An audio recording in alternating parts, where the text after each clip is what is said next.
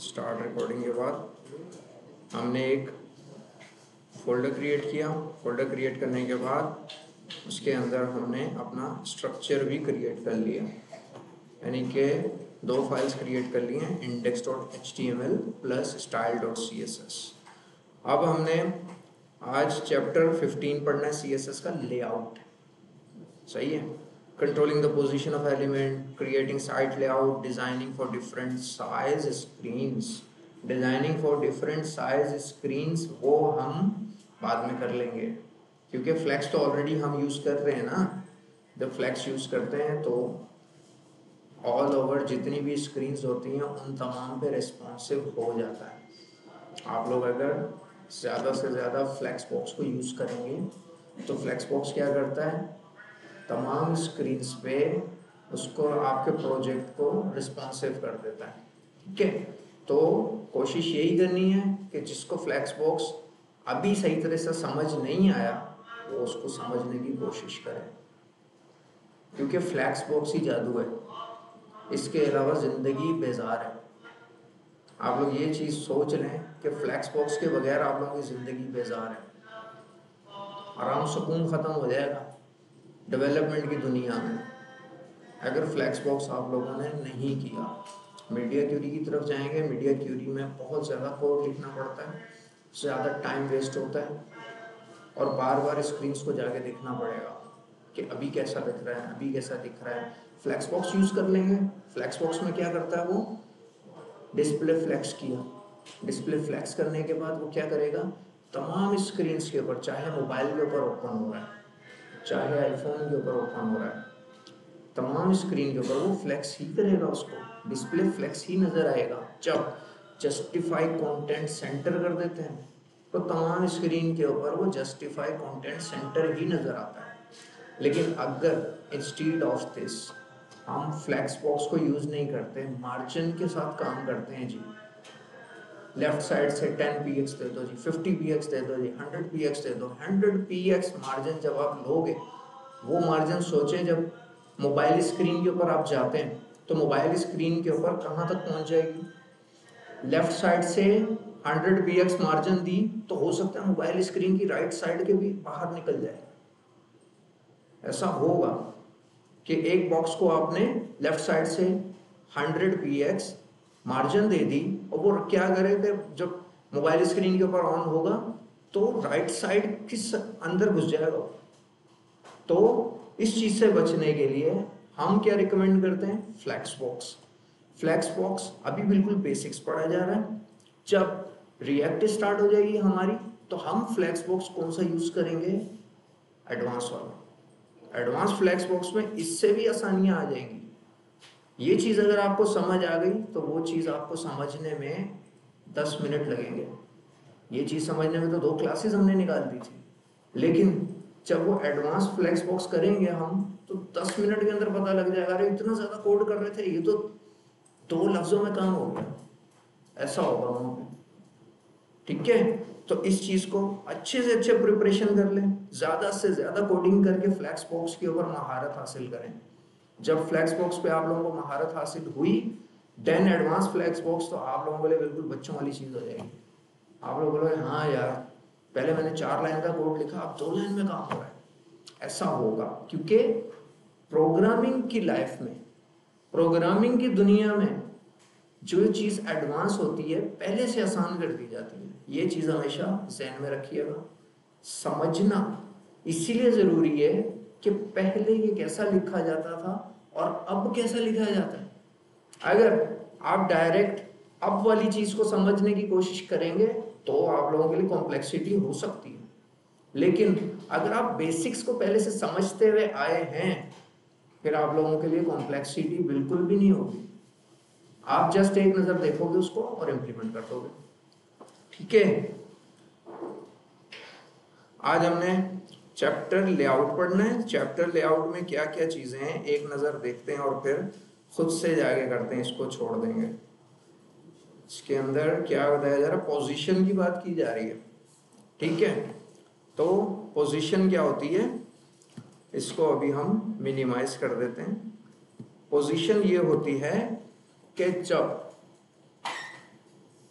एक पेरेंट डिफ दिया गया, पेरेंट डिफ के अंदर एक चाइल्ड डिफ मैंने क्रिएट कर दिया, तो पोजीशन उस बेस पे काम करेगी फ्रॉम पेरेंट टू चाइल्ड की तरफ।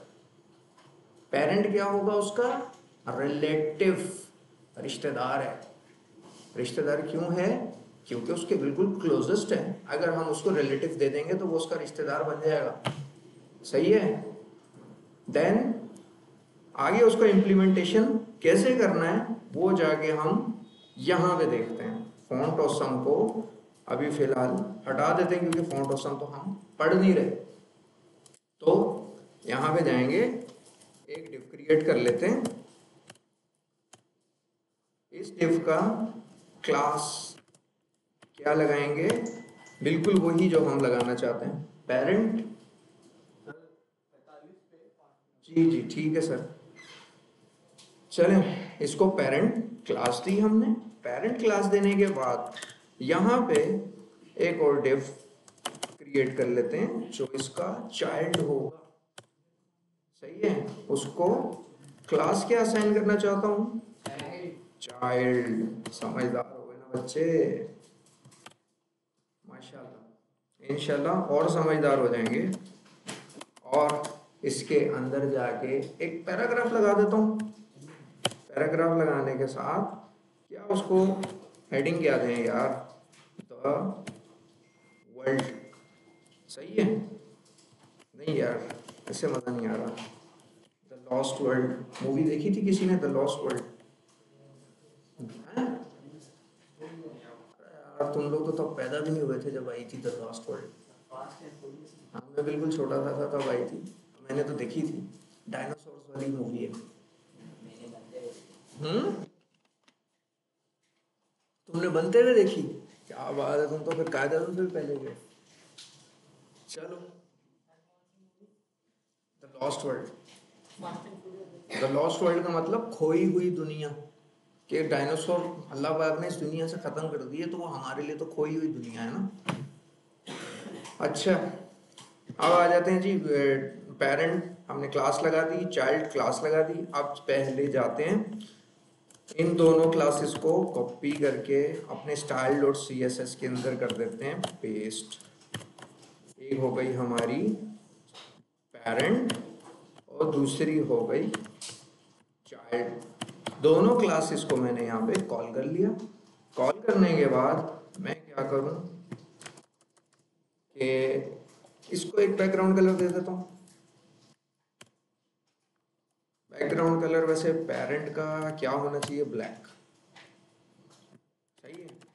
और चाइल्ड का बैकग्राउंड कलर थोड़ा सा लाइट होना चाहिए ताकि अच्छे से नजर आ सके। ये कलर नजर आएगा। अब चले जाते हैं अपने ब्राउजर के ऊपर। ब्राउजर के ऊपर अब लेआउट चेक करते हैं, क्रिएट हो चुका। क्योंकि विड्थ और हाइट मैंने नहीं दी, इस वजह से जितनी पेरेंट की विड्थ और हाइट है चाइल्ड भी उतनी ले रहा है। ऐसा ही है। क्या ये चीज आप लोगों को याद थी?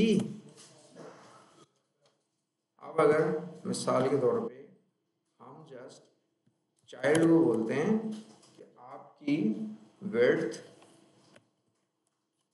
इतनी होनी चाहिए 100 px, देन इसका असर कितना हुआ? असर हो गया इसके ऊपर।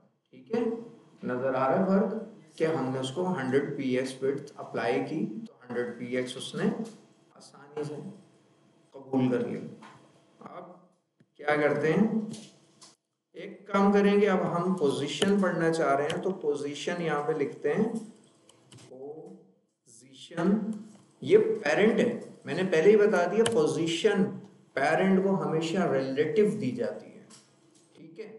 और अगर पोजीशन का इस्तेमाल करना है हमने चाइल्ड के साथ तो चाइल्ड के अंदर भी पोजीशन को एक मर्तबा कॉल करेंगे और यहाँ पे लगाएंगे एब्सोल्यूट। इमरान खान का डायलॉग तो याद है ना, एब्सोल्यूटली नॉट। ये भी एब्सोल्यूट है। तो एब्सोल्यूटली इसका मतलब ये है कि रिलेटिव के साथ एब्सोल्यूट चलेगा। रिलेटिव बाप है, एब्सोल्यूट बच्चा है, ठीक है। अब पेरेंट से इसका रिलेशन क्रिएट हो गया, ये उसको हमने उसका रिलेटिव क्रिएट कर दिया कि ये उसका रिश्तेदार है। अब इसका काम क्या है, अगर हमने इन दोनों को लगाया तो यहाँ पे आगे इसका फर्क देखते हैं। फर्क समझ में आया? क्या किया इसने? अभी सही तरह से समझ नहीं आएगा। एब्सोल्यूट क्योंकि चाइल्ड को मैंने लगाया है, तो चाइल्ड क्या करेगा, पेरेंट से यानी कि अपने रिलेटिव से ही स्टार्ट करता है पोजीशन को। ये चीज ध्यान में रखिएगा कि ये पोजीशन की बात हो रही है, उसको हम पोजीशन सेट करना चाह रहे हैं, तो चाइल्ड क्या करेगा, जिसको हमने एब्सोल्यूट लगाया है, वो अपने रिलेटिव से ही पोजीशन स्टार्ट करेगा। इसके अंदर जाके देते हैं टॉप। टॉप से कितना, मैंने कहा 10 दे देना। 10 देने की बात हो रही है यार, अप्लाई हुआ सही तरह से नजर नहीं आ रहा, सॉरी। चले नमाज पढ़ के आए, फिर इसको आगे कंटिन्यू। अच्छा HTML के अंदर एक डिव बनाया, डिव बनाने के बाद 3 पैराग्राफ उसके अंदर लिख दिया मैंने। हर एक को चाइल्ड असाइन कर, यानी कि क्लास असाइन कर दी हमने, चाइल्ड 1, चाइल्ड 2, चाइल्ड 3। अब style.css में आ जाते हैं। style.css में हमने चाइल्ड 1 को कलर लगाया, कलर दिया बैकग्राउंड कलर, और इसका भी अभी रिलेटिव फॉर नाउ हटा देते हैं ताकि आप लोगों को सही तरह से समझ आ सके। डॉट चाइल्ड 2, इसको भी एक बैकग्राउंड कलर देना चाहिए ताकि हर किसी की एक अलग पहचान हो सके। इसको बैकग्राउंड कलर ये असाइन कर देते हैं। देन हमारे पास डॉट चाइल्ड 3 है, डॉट चाइल्ड 3, इसको बैकग्राउंड कलर अलग तरह से दे देते हैं। इसको थोड़ा सा चेंज होना चाहिए, ये वाला असाइन कर दें, लेकिन मिलता जुलता हो जाएगा। सो अब हम इसको कलर रेड लगा दें और इसके अंदर टेक्स्ट का कलर भी चेंज कर देते हैं, वाइट। चलिए, तो अब इसका आउटपुट चेक कर लेते हैं। आउटपुट कुछ ऐसा आ रहा है, सही है। The lost world, the world, the haven. अच्छा, अभी हमें क्या करना चाहिए कि हम पेरेंट को विड्थ और हाइट दोनों अप्लाई कर देते हैं कि विड्थ और हाइट अप्लाई होने के बाद क्या चेंजेस उसके ऊपर शो होते हैं। 200 px इसको विड्थ दी, विड्थ देने के बाद इसको चेक करते हैं, कुछ ज़्यादा ही कम हो गई, 300 कर देते हैं यार, 3 या 5 सही, ज़्यादा हो गई।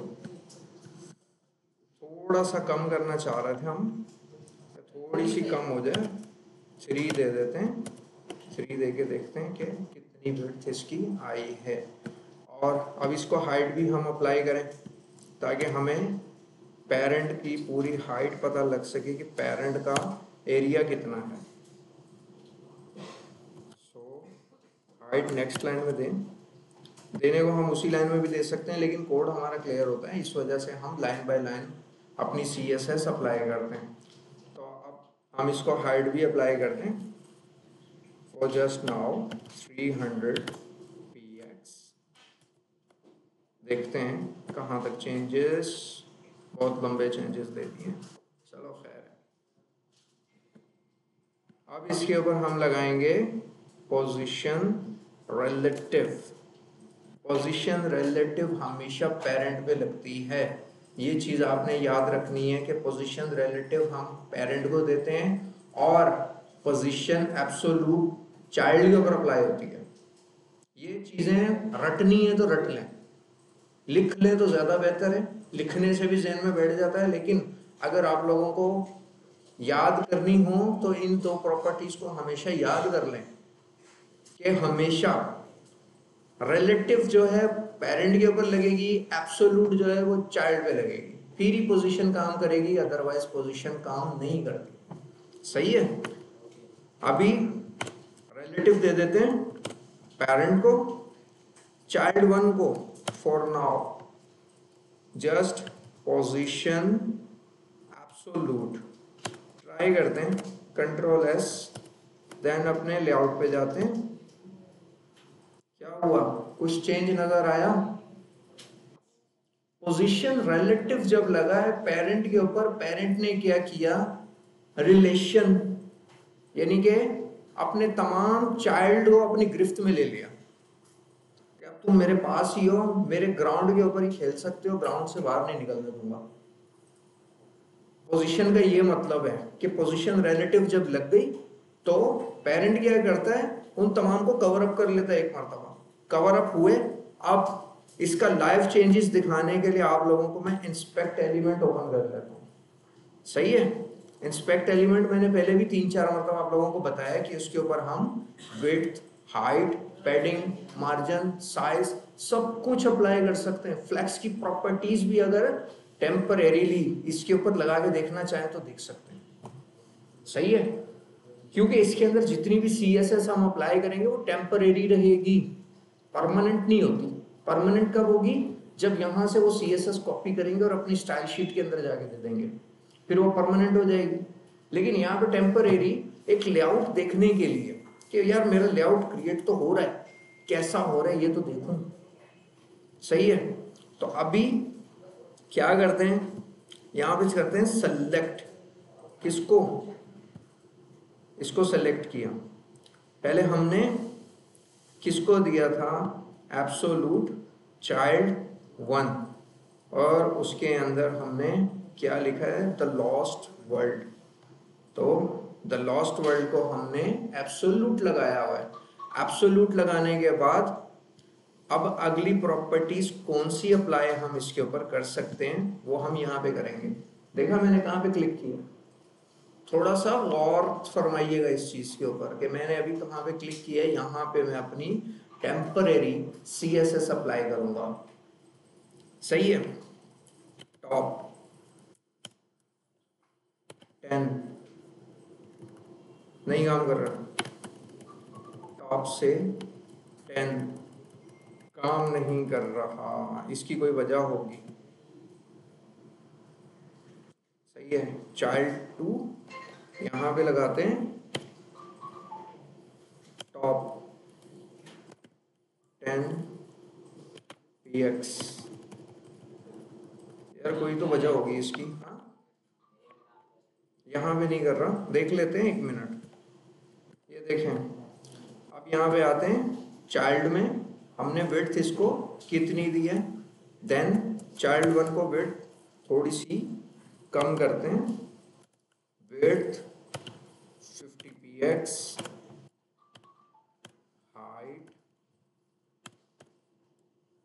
हाइट भी इसके ऊपर अप्लाई करते हैं 20 px। चलो 20 लगा देते हैं।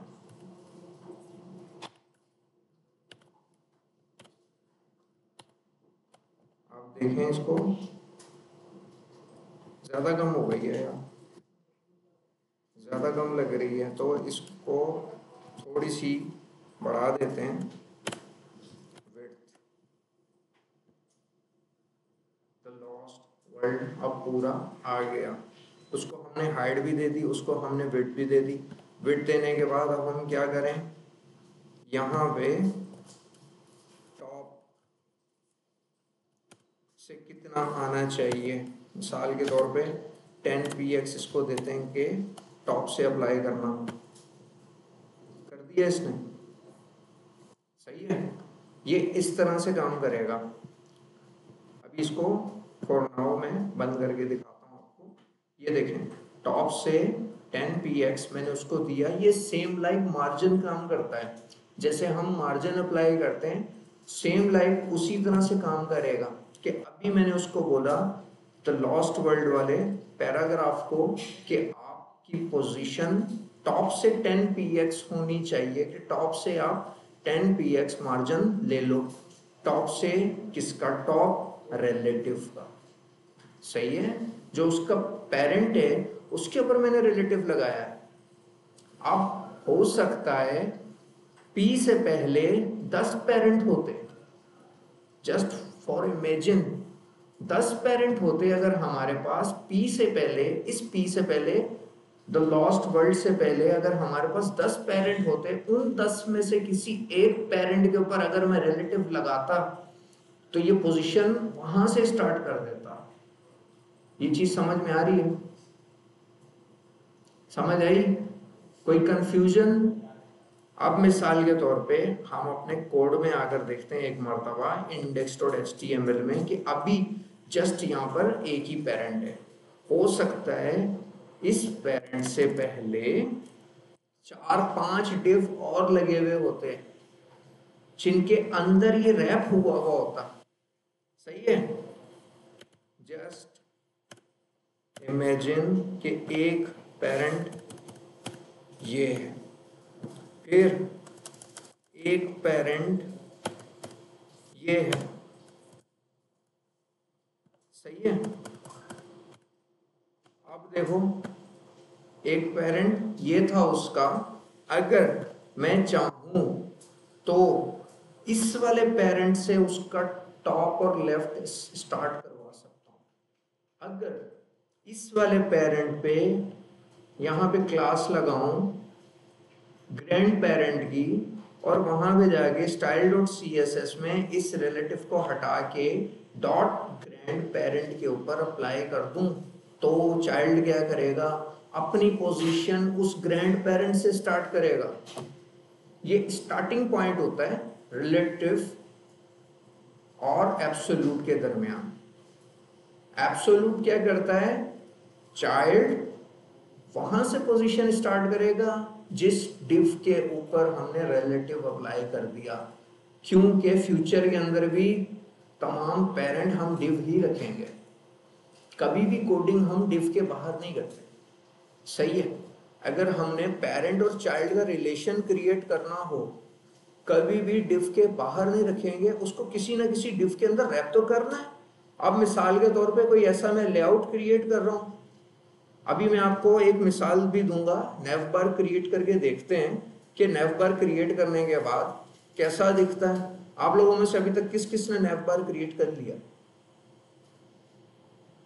बाकी जिन्होंने नहीं किया वो भी करके देखें, क्योंकि फ्लैक्स हमने स्टार्ट कर दिया तो फ्लैक्स का काम ही यही है। नेव बार तो इजीली उसके ऊपर बन जाएगा। नेव बार बनाएं, अभी हम बना के एक आपको इस चीज की मिसाल यहीं पे प्रूफ करेंगे कि एक पैराग्राफ अगर 4 डिव के अंदर, यानी कि एक तो उसका हो गया लाइव पेरेंट, यानी कि इस टाइम पे इसका डायरेक्ट पेरेंट ये हो गया। सही है, देन ये क्या हो गया? ग्रैंड पेरेंट हो गया, और एनदर ग्रैंड पेरेंट यानी कि उससे भी ऊपर की चीज क्या बोलेंगे इसको? हाँ, ग्रैंड एंड ग्रैंड पेरेंट बोल दो यार। सही है, परदादा ये हो गया ना बाप, ये हो गया दादा और ये हो गया परदादा, ऐसे समझ लो। अब मिसाल के तौर पे मैंने पोजीशन रिलेटिव परदादा के ऊपर अप्लाई कर दी। सही है, परदादा हो सकता है बिल्कुल नेव बार के पास बैठा हुआ हो, और पैराग्राफ हमने कहाँ पे लगाया था? फूटर के पास। फूटर तो समझ में आता, सबसे नीचे वाली चीज जो होती है उसको फूटर कहते हैं। कि ये अगर हमने फूटर के पास लगाया है और अगर परदादा को रिलेटिव बना दिया और इसको आगे हम बोले एब्सोल्यूट, जैसे ही इसको एब्सोल्यूट मिलेगा ये अपने परदादा के पास से पोजीशन स्टार्ट कर देगा। अपनी स्टार्ट पोजीशन इसकी वहां से स्टार्ट हो जाएगी कि अगर मैं बोलूं 10px टॉप तो ये क्या करेगा? अपने परदादा वाली टॉप से स्टार्ट करेगा, 10px लेके वहां पे जाके खड़ा हो जाएगा। अभी थोड़ा सा चेंज इसके अंदर करके देखते हैं कितने हमने अप्लाई कर दिए डिव। ये हटा देते हैं,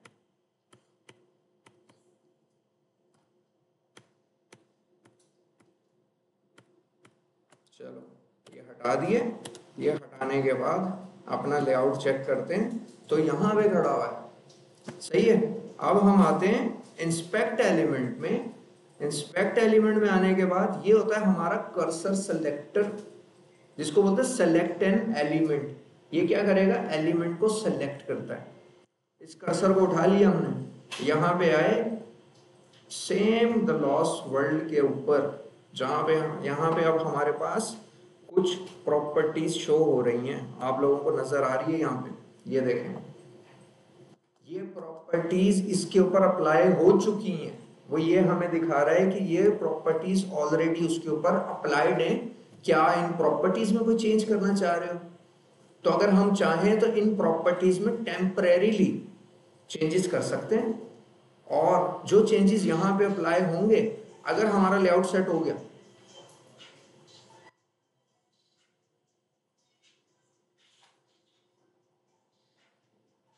यार फोन साइलेंट भी हो सकता है।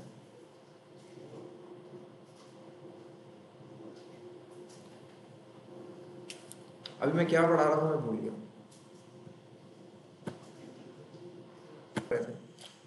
तो यहाँ पे आते हैं इंस्पेक्ट एलिमेंट। अभी तक मैंने टॉप 10 px इसको दिया है। अब ये मुझे ये भी बता रहा है कि आपने इसके ऊपर एब्सोल्यूट अप्लाई कर दिया है, सही है। एब्सोल्यूट अप्लाई किया, एब्सोल्यूट अप्लाई करने के बाद आपने विड्थ इतनी दी हुई है, इसको हाइट इतनी दी हुई है।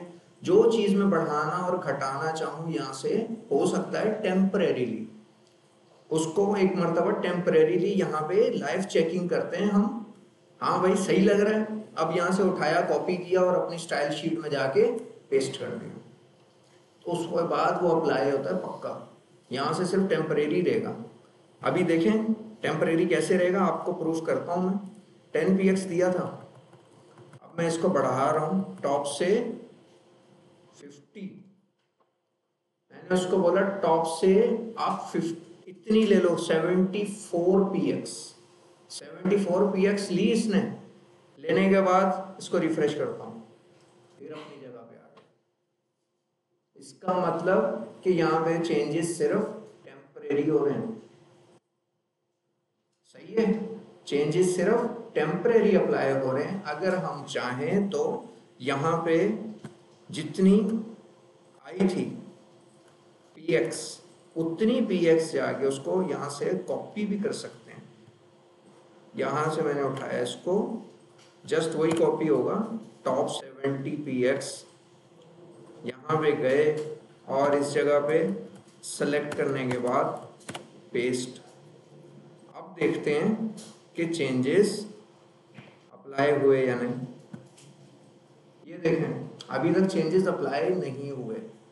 ये वो वाले चेंजेस हैं जो हमने फर्स्ट टाइम किए थे 10 px वाले, लेकिन अभी हमने उसको 70 px पे चेंज किया। कंट्रोल एस के बाद ये आ गया नीचे। तो अब इस चीज से अंदाजा आप लगा सकते हैं कि इंस्पेक्ट के अंदर आसानी से आप कोई भी लेआउट क्रिएट करें तो एक एक दो दो या चार चार प्रॉपर्टीज जो आपके सामने नजर आ रही हैं उनको यहाँ से कॉपी और वहां पे जाके पेस्ट कर देते हैं, तो हमारा टाइम बच जाता है। अब एक चीज तो मैंने कर दी, अब मैं चाहता हूँ कि विड्थ इसको भी थोड़ा सा बढ़ा के और घटा के देखते हैं। ये देखें विड्थ कम भी हो रही है और ज्यादा भी हो रही है, और एक और फायदा ये होता है यहाँ पे कि लाइव चेंजेस मुझे शो हो रहे हैं, सही है। इसका इंस्पेक्ट एलिमेंट का ये फायदा होता है कि मुझे लाइव चेंजेस शो होते हैं। इसको फिलहाल हम रिफ्रेश करें, सही है। बस पोजीशन एब्सोल्यूट और पोजीशन रिलेटिव इतना ही है। और इसके अंदर एक प्रॉपर्टी ऐड कर लेते हैं, कौन सी, लेफ्ट। तो अब हम उसको बोलते हैं कि आप लेफ्ट से 10 px लो, ली उसने 10 px। देखें फिर मैं बोलता हूं कि लेफ्ट से 10 px नहीं लो, थोड़ी सी ज्यादा ले लो। कितनी, 50 उसको मैंने दी, तो मेरा बॉक्स यानी कि मेरा पैराग्राफ उतना ही लेफ्ट साइड से हट गया। किसके लेफ्ट से हटा है, जिसको मैंने ब्लैक कलर दिया था। याद है आप लोगों को ब्लैक कलर किसको दिया था मैंने? पेरेंट को, ये पेरेंट के लेफ्ट साइड से इतना हट चुका है। तो रिलेटिव और एब्सोल्यूट का ये रिलेशन है, जिसके ऊपर हमने रिलेटिव लगा दिया, उससे उसका ये रिलेशन क्रिएट हो जाता है कि पोजीशन जब भी स्टार्ट होगी उस चाइल्ड की जिसके ऊपर एब्सोल्यूट लगा है, वो हमेशा अपने पेरेंट की पोजीशन से मैच करके पोजीशन उठाता है। सही है? किसी का कोई क्वेश्चन? पूछें यार, किसी को कोई चीज समझ ना आई हो। हाँ ऐसा ही है। अच्छा मैं एक आप लोगों को चीज बता देता हूँ कि रिलेटिव और एब्सोल्यूट लगाने के फौरन बाद क्या करता है, अगर मैंने इस पैराग्राफ के ऊपर अभी लगाऊंगा एब्सोल्यूट, क्योंकि पेरेंट के ऊपर ऑलरेडी रिलेटिव हमने लगाया हुआ है। अब हम चाहें तो किसी के ऊपर भी एब्सोल्यूट लगा सकते हैं, जितने भी चाइल्ड हमारे मौजूद है। अब मिसाल के तौर पे इस रेड वाले को मैंने एब्सोल्यूट अप्लाई कर दिया। अब एब्सोल्यूट क्या करता है, पेज से थोड़ा सा उस चीज को उठा देता है। अब क्या करेगा, अगर मैं चाहूं तो इसको इस रेड के ऊपर फिक्स कर सकता हूं, कर सकते हैं। अगर ना कर सके तो कर सकते हैं।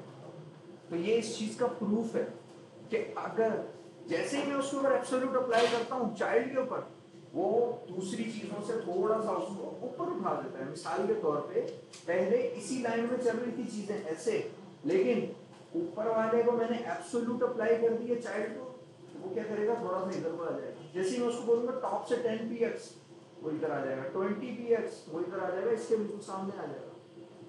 ये सेकंड वाले चाइल्ड को वो छुपा देगा। ये चीज आप लोगों ने अप्लाई करके देखनी है कि एब्सोल्यूट हमेशा पेज से थोड़ा सा उस बॉक्स को उठा देता है। उठाने के बाद हम चाहें तो किसी और चाइल्ड के ऊपर शो कर देना उसमें। तो बॉडी से बाहर आ जाता है। हाँ, बॉडी से बाहर नहीं आएगा, उसी रिलेटिव के अंदर ही रहेगा। अभी फिलहाल हमारे सिनेरियो में रिलेटिव के अंदर ही रहेगा, जिसको हमने रिलेटिव दिया है ना उसके अंदर रहेगा। लेकिन अगर हम उसको माइनस में ले जाएंगे तो फिर ये इससे बाहर भी आ सकता है। सही है? अगर हम उसको माइनस में देंगे ना px, तो ये बॉक्स से बाहर भी आ सकता है। इसकी ज्यादा से ज्यादा प्रैक्टिस करनी होगी। थोड़ी सी प्रैक्टिस से आपका काम नहीं बनने वाला पोजीशन में। अभी थोड़ी सी इसके ऊपर CSS और अप्लाई करके देखते हैं कि क्या क्या चेंजेस इसके ऊपर आ सकते हैं। अब मिसाल के तौर पे मैंने इसको दे दिया लेफ्ट से 50px, तो मैं यहां से इसको करता हूं कॉपी और इसी के अंदर जाके paste, shift alt F, paste कर दिया। पेस्ट करने के बाद अब मैं इसको सेव करता हूं और चेंजेस अप्लाई कर दिए इसने। सही है, चेंजेस अप्लाई हो चुके हैं। अब मैं चाहता हूं थोड़ा सा रेड वाले के साथ भी खेल के देखते हैं कि रेड वाले को कैसे कैसे हम अलाइनमेंट कर सकते हैं। पोजीशन या अलाइनमेंट एक ही बात होती है। तो रेड वाला ये है, रेड वाले के ऊपर जाके पोजीशन एब्सोल्यूट अप्लाई कर दिया। पोजीशन एब्सोल्यूट अप्लाई करने के बाद देखते हैं क्या चेंज उसके ऊपर आता है। आ गया चेंज, उसने कबूल कर लिया रेड वाले ने। अब हम चाहें तो उसको भी सेटिंग कर सकते हैं। मिसाल के तौर पे यहीं पे इंस्पेक्ट एलिमेंट में ही देखते हैं। अभी सेलेक्टर उठाया, यहाँ पे आए, एलिमेंट सेलेक्ट कर लिया। एलिमेंट को सेलेक्ट करने के बाद हम इसकी पोजीशन यहाँ पे सेट कर सकते हैं। पहले हमने उसको बोला था लेफ्ट से लेना, इसको हम कहते हैं राइट से लेना। कितनी? 10px। चला गया। अब ये चीज समझ आ रही है कि इसने अपने रिलेटिव की पोजीशन उठाई हुई है। रेड वाले ने भी अपने रिलेटिव की ही पोजीशन उठाई हुई है, जिसके ऊपर रिलेटिव लगा हुआ है। तो रिलेटिव उसी का पेरेंट है। सही है? ये डायरेक्ट पेरेंट है। अगर मैंने ग्रैंड पेरेंट को लगाया हुआ होता तो ग्रैंड पेरेंट की पोजीशन से स्टार्ट लेता है। अभी मैंने इसको राइट से दिया, समझ में आई ये चीज? अब मैं क्या करना चाहता हूं, मैंने इसको 10px दिया ना राइट से। चलें फॉर नाउ इसको यहां से कॉपी कर लेते हैं, कॉपी करके रेड वाले के अंदर ही पेस्ट कर देते हैं ताकि चेंजेस इसके ऊपर अप्लाई हो जाए। चेंजेस अप्लाई हो गए। चेंजेस अप्लाई करने के बाद अब हम जाते हैं ग्रीन वाले के पास, द वर्ल्ड जिसके ऊपर लिखा हुआ है ना, उसको बोलते हैं पोजीशन एब्सोल्यूट। पोजीशन एब्सोल्यूट हमने ग्रीन वाले को लगाया, तो जाके देखते हैं क्या चेंजेस अप्लाई हुए हैं उसके ऊपर।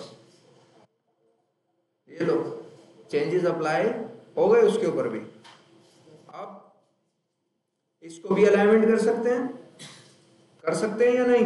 Yes sir. इसको अलाइनमेंट हम कहां से दें? इसको थोड़ा सा और चेंज करते हैं। एक को लेफ्ट साइड से अलाइनमेंट दी थी, टॉप से भी दे दी। दूसरे को सिर्फ हमने राइट साइड से अलाइनमेंट दी है पोजीशनिंग, तो इसको बॉटम से देकर देखते हैं। द वर्ल्ड, यहां पे एब्सोल्यूट लगा हुआ नजर आ रहा है, जस्ट बॉटम कितना, इसको भी बोलते हैं 10px। कहां गया? नीचे चला गया। चलो जाके देख लेते हैं। हाँ, ये बैठा हुआ है। उसने क्या किया, अपने रिलेटिव के बॉटम से स्टार्ट किया पोजीशन, क्योंकि मैंने उसको कहा है ना बॉटम से 10px ले लो, तो बॉटम से 10px हटा हुआ है बस। इसको चाहूं तो लेफ्ट साइड से भी लेके जा सकता हूँ, राइट साइड से भी लेके जा सकता हूँ। एक चीज हमेशा याद रखिएगा, या तो लेफ्ट दूंगा या राइट दूंगा, या तो टॉप दूंगा या बॉटम दूंगा, दोनों में से एक चीज दूंगा। अगर मैंने इसको लेफ्ट भी दे दिया राइट भी दे दिया, वो कंफ्यूज हो जाएगा, क्योंकि उसको एक टाइम में एक पोजीशन पकड़नी है। सही है, एक टाइम में एक ही पोजीशन ले सकता है वो। या तो उसको लेफ्ट साइड से ले लो या उसको राइट साइड से दिला दो। अब दोनों के बीच में लेकर जाओगे तो हो सकता है CSS अब काम ही ना करे। डिफॉल्ट टॉप लेफ्ट होता है, हर एब्सोल्यूट का डिफॉल्ट टॉप लेफ्ट होता है। लेकिन उसके बाद जब हम उसके अंदर पोजीशन अप्लाई कर देते हैं कि टॉप से इतनी ले लो, लेफ्ट से इतनी ले लो, लेफ्ट नहीं दी तो मैं क्या करूंगा, टॉप से इतनी लो, राइट से इतनी ले लो, तो वो क्या करेगा, लेफ्ट से बिल्कुल हट जाएगा और बिल्कुल राइट वाले कोने पे जाके चिपकता है। पेरेंट के राइट वाले कोने के साथ जाके चिपक जाएगा। ये चीजें याद रखने की हैं, ठीक है। अब फॉर नाउ एक काम करते हैं, इसके ऊपर पोजीशन रेड वाले के ऊपर अप्लाई करके देखते हैं कोई और भी। ये चीज समझ में आई? अब इस वाली CSS को फिलहाल कर देते हैं कमेंट। एक और आइडिया ज़हन में आ गया, वो भी जाके देख लेते हैं कि क्या काम हो सकता है इसके ऊपर मजीद। पोजीशन एब्सोल्यूट अब नहीं चाहिए, इसको हटा दो, राइट को, पोजीशन एब्सोल्यूट को हटा दो। हटाने के बाद यहां जाते हैं, चेक करते हैं, ये हो गया, सही है। अब ये होने के बाद क्या करें, यहां पे आके थोड़े से पैराग्राफ इसके अंदर ऐड कर लेते हैं। कितने? एक paragraph, lorem shift alt F, ताकि स्क्रॉल करें और ज़्यादा से ज़्यादा कंटेंट इसके अंदर ऐड हो जाए। V देन, ओहो फिर वही स्पेस कॉपी हो गई यार। Ctrl C, Ctrl V, Ctrl S, then यहाँ पर कहाँ गया, ब्लैक के पास आ गया। सही है, सही है, आपने सही फरमाया। चलें, स्क्रॉल तो हो रहा है ना, हमारा मकसद था अभी सिर्फ स्क्रॉल करना। स्क्रॉल हमने करवा दिया। स्क्रॉल करवाने के बाद इस रेड के पास जाते हैं। रेड से कुछ अलग काम करवाना है। रेड से क्या काम करवाना है हमने? Position fix. चेक करते हैं पोजीशन फिक्स लगाने के बाद क्या होता है। ये देखो पोजीशन फिक्स हो गई है। सही है, ये चीज समझ में आई कि जब हम नेव बार को कहीं पे, बहुत सी वेबसाइट्स में ऐसे नेव बार हम देखते हैं कि जब हम स्क्रॉल करना स्टार्ट करते हैं वो नेव बार हमारे साथ साथ ही चलता रहता है। ऐसे ही है, पेज जब तक खत्म नहीं हो जाता नेव बार को हम वहीं का वहीं देखते हैं कि अपनी जगह से हिला नहीं है, वो हमारे साथ साथ ही नीचे आता रहता है। तो वहां पे पोजीशन फिक्स लगी हुई होती है। ये चीज याद रखना, लिखनी है तो लिख लो।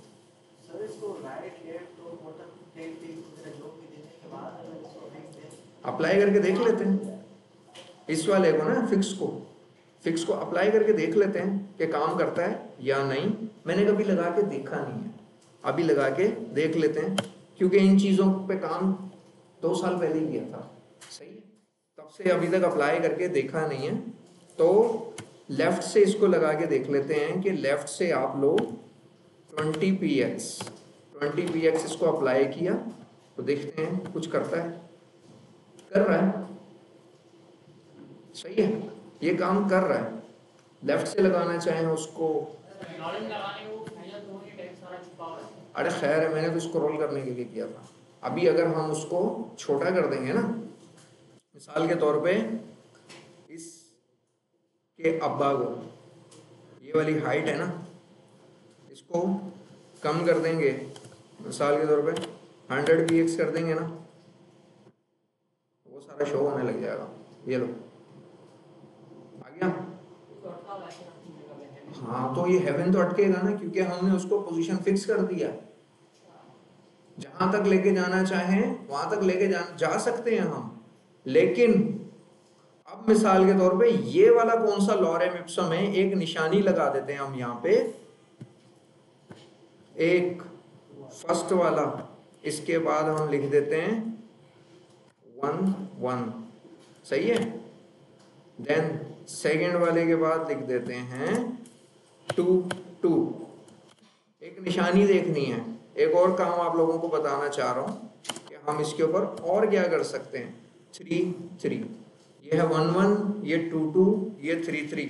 अब जाके सेव करके देखते हैं कहाँ पे क्या चीज़ आई। हाँ, ये देखो 2 2 भी आ गया, 3 3 भी आ गया। अब मैं चाहता हूँ 2 2 के ऊपर कुछ अप्लाई करवा दूँ। क्या अप्लाई करवा दूँ? अभी यहाँ पे इंस्पेक्ट के अंदर ही आगे देख लेते हैं, सेलेक्टर, देन अभी कोई क्लास वगैरह लगी नहीं है इसको, लॉरेम 22 को कोई क्लास लगी नहीं है, लेकिन उसके बावजूद अगर हम इंस्पेक्ट एलिमेंट में रह के उसकी CSS टेम्परेरी सेट करना चाहें तो कर सकते हैं। इसको हमने यहाँ से सेलेक्ट करने के बाद यहाँ पे आते हैं और क्या बोलूँ मैं इसको, Z इंडेक्स 0 लगा के देखते हैं। 0 से कुछ नहीं हुआ। जी जी जी, आपने सही फरमाया। 1 2 माइनस, इसके ऊपर काम नहीं कर रहा तो किसी और चीज के ऊपर काम करवा के देख सकते हैं। मिसाल के तौर पे ये ग्रीन वाला द वर्ल्ड हमें शो हो रहा है। सही है, द वर्ल्ड के ऊपर इसको अप्लाई करके देखते हैं क्या उसके ऊपर काम करेगा। इसको एक मर्तबा रिफ्रेश कर देते हैं ताकि टेम्परेरी CSS हट जाए। इसको छोड़ें, द लॉस्ट वर्ल्ड के ऊपर लगा के दे दें। द लॉस्ट वर्ल्ड पे जाते हैं और Z इंडेक्स अप्लाई करके देखते हैं यहीं से।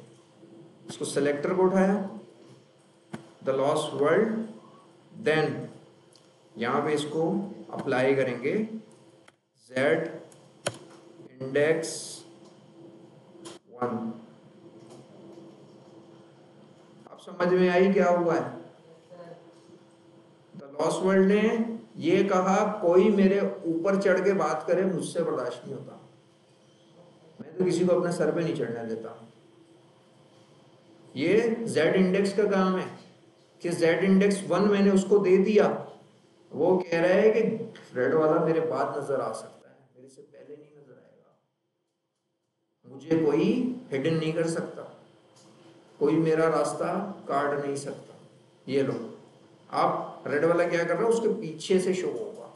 अब यहाँ पे रख लेते हैं इसको, आप लोगों को लाइव चेंजेस शो हो जाएंगे। ये देखें, जेड इंडेक्स 1 के बाद 0, अब क्या हुआ, रेड वाला ऊपर आ गया। जेड इंडेक्स 0 उसको मैंने दिया तो रेड वाला ऊपर आ गया, लेकिन अगर 1 मैंने अप्लाई कर दिया तो वो कहता है कोई भी पोजीशन फिक्स वाला एलिमेंट अगर मेरे ऊपर से गुजरने लगता है मैं उसको गुजरने नहीं दूंगा, अगर मुझे आपने जेड इंडेक्स 1 लगा दिया। ये चीज समझ में आई? लिख लें, अल्लाह पाक अकल दे आप लोगों को, लिख लें इस चीज को। ये देखें, अब आगे 1 2 3 4 5 जो कुछ भी मैं करता रहूं उसके ऊपर कोई फर्क नहीं होगा।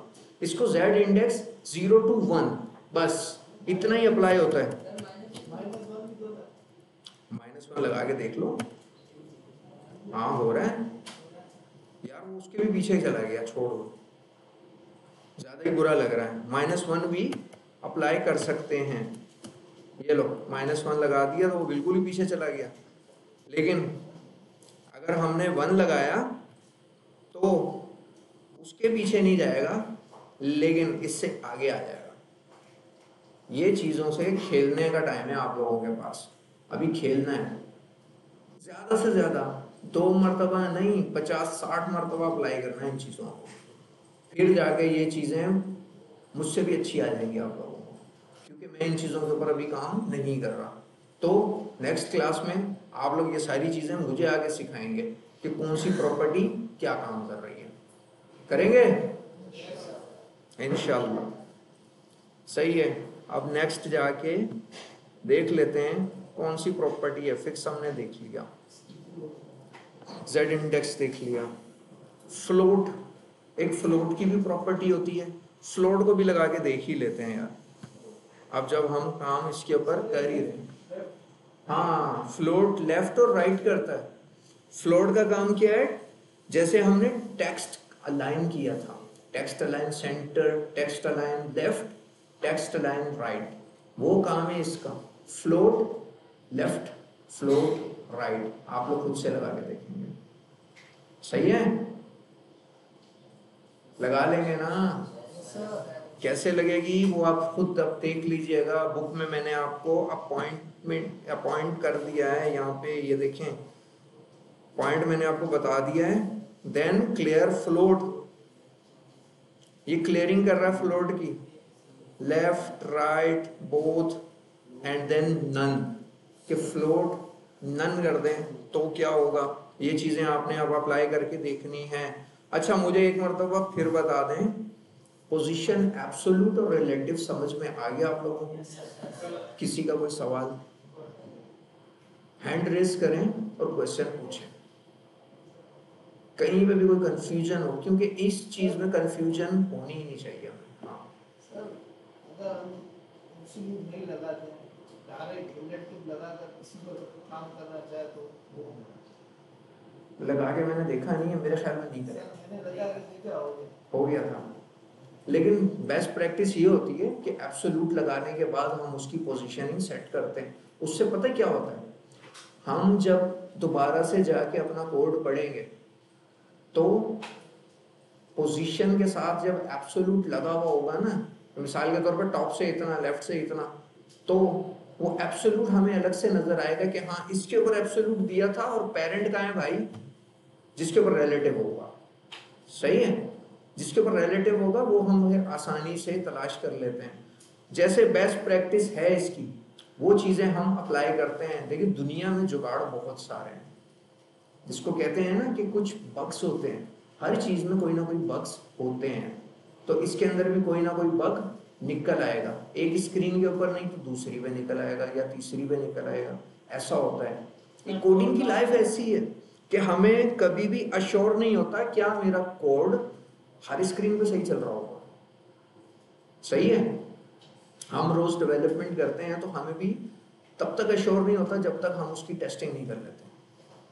करने के बावजूद हमने उसकी टेस्टिंग जरूर करनी है, 2 से 3 दिन लगाते हैं टेस्टिंग के ऊपर कि अब मैंने आईफोन के ऊपर चेक कर लिया, अब मैं एंड्रॉयड के ऊपर भी चेक करूंगा, एंड्रॉयड के ऊपर चेक कर लिया, लैपटॉप पे अलग से चेक करूं उसको, डेस्कटॉप पे अलग से चेक करूं, मिसाल के तौर पे इतनी बड़ी स्क्रीन पे मैं अलग से चेक करना चाहता हूं उसको, फिर मैं लैपटॉप के ऊपर अलग से चेक करूं कि जितने बड़े बड़े साइजेस हैं उन तमाम साइजेस के ऊपर अलग अलग उसको मैं अप्लाई करके देखता हूँ।